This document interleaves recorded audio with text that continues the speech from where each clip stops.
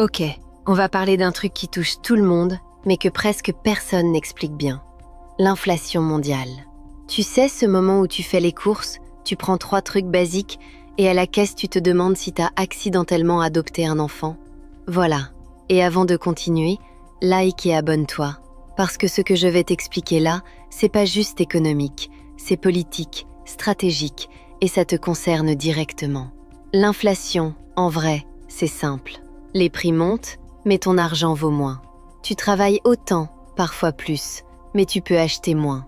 Et si c'est mondial, c'est parce que le monde est ultra connecté. Ton pain dépend du blé, le blé dépend de l'énergie dépend de la géopolitique, et la géopolitique dépend de décisions prises loin de toi, souvent sans toi. Pendant des années, surtout après les crises, les banques centrales ont injecté énormément d'argent pour éviter l'effondrement. Sur le moment, ça sauve l'économie. Mais trop longtemps, ça crée un autre problème. Trop d'argent qui court après pas assez de biens, donc les prix explosent. Ensuite, t'as le Covid, les chaînes de production cassées, les pénuries, moins de produits pour la même demande, encore une fois, les prix montent. Ajoute à ça l'énergie. Quand le gaz, le pétrole ou l'électricité augmentent, tout augmente avec. Transport, usines, agriculture. Même ton yaourt devient un produit de luxe sans t'avoir demandé ton avis. Et là-dessus se greffe une guerre économique invisible. Sanctions, tensions internationales, pays qui contrôlent des ressources clés. C'est pas juste des infos à la télé, c'est ta facture à la fin du mois. Et puis il y a le sujet qui fâche. Certaines entreprises profitent de la situation. Pas toutes, mais certaines.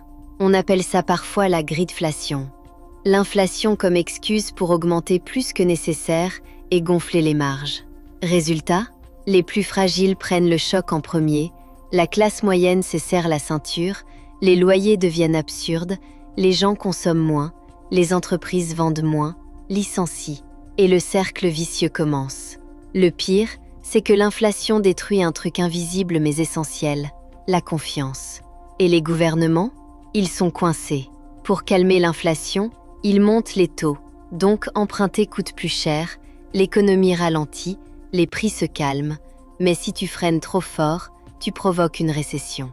C'est comme vouloir éteindre un feu avec une inondation. Pour le futur, on va probablement vers un monde plus instable. Énergie chère, nourriture stratégique, moins de mondialisation, plus de tensions et des crises qui reviennent par vagues. Peut-être moins d'explosions brutales, mais plus d'inflation régulière, sourde, qui fatigue les gens. Et là, le vrai message arrive.